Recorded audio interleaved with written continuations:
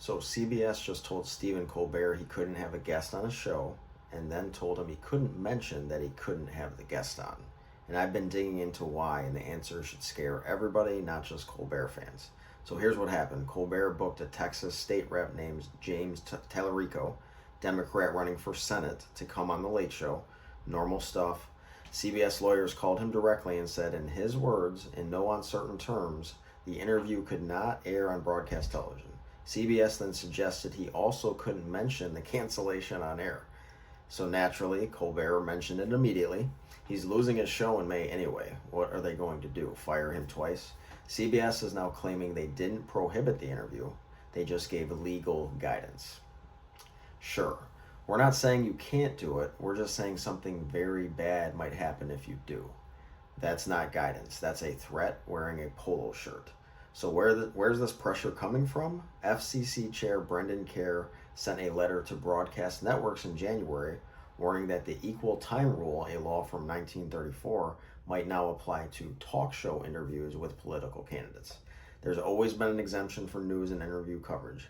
Carr is threatening to eliminate it. He's already opened an investigation into ABC's The View because Talarico showed up there 2 weeks ago. Now follow the money because it connects. Paramount, CBS's parent company, needed federal approval to sell itself for $8 billion. Trump sued Paramount over a 60-minute segment he didn't like. Paramount paid him $16 million, money that went directly to Trump's presidential library. The FCC approved the merger weeks later. 1 week after Colbert called that payment a bribe on air, CBS announced it was canceling his show.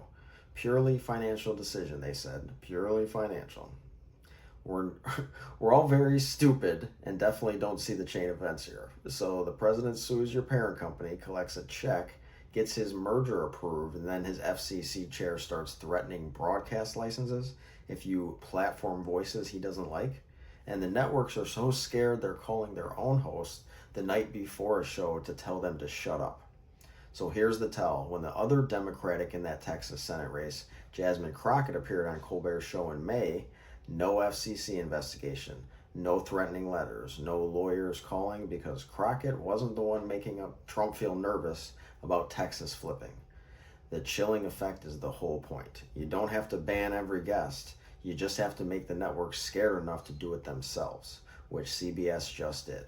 Because the question isn't whether it worked this time. Talarico's interview got, 10 million views on YouTube in 3 days? The question is what happens when there's no Colbert left to call it out, when the self-censorship becomes invisible because nobody's on the air saying it's happening.